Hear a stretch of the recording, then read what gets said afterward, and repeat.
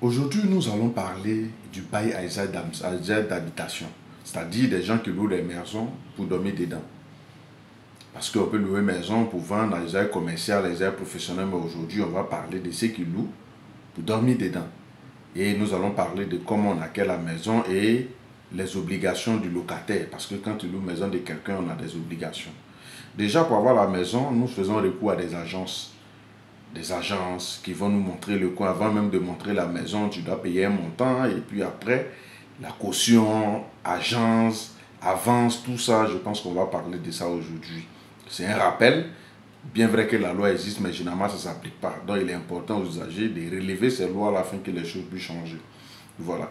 Ici, depuis 2014, il y a une loi, il y a un arrêté plutôt, arrêté numéro 067 du 10 décembre 2014 qui dit que pour tout ce qui est démarche pour avoir une maison, les frais de la visite de la maison, les frais de l'agence sont à la charge du propriétaire, du bailleur plutôt, et non à la charge du locataire.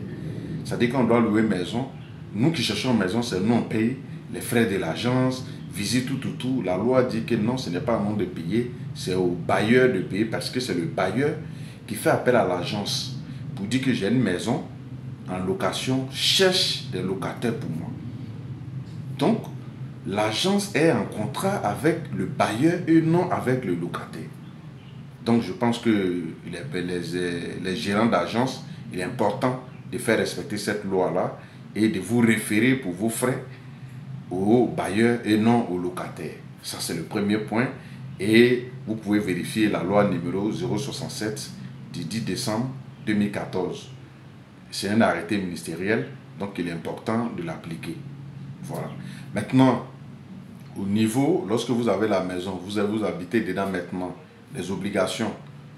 Lorsque nous sommes locataires, nous avons l'obligation de payer les loyers à temps et de façon régulière, sans faire des arriérés. Ça, c'est la première obligation. Deuxième obligation, nous avons l'obligation, ou les locataires ont l'obligation d'utiliser la maison pour la destination mentionnée dans le contrat de bail. Parce que tu ne peux pas dire que tu prends une maison pour vivre dedans et après tu en fais un maquis. Non. Donc ce pourquoi tu as dit que tu voulais une maison, tu dois respecter la destination. On ne transforme pas. Même si tu dois transformer, c'est avec l'autorisation du bailleur. Ça, c'est notre point. Et nous avons l'obligation de maintenir la maison en bon état.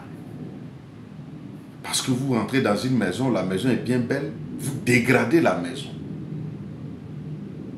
Là, si vous dégradez la maison, le jour où vous voulez quitter la maison, vous êtes obligé de réparer les dégâts que vous avez causés. Dans le cas contraire, les cautions que vous avez versées seront affectées aux réparations des dommages que vous avez causés. Donc, il est important de respecter ces obligations. Le bailleur aussi, c'est son domaine, c'est-à-dire, comme on appelle ça, c'est son gagne-pain. Donc, il est important de respecter aussi ces règles. Voilà. Donc, voilà un peu quelques obligations aux locataires et des droits du bailleur. Merci.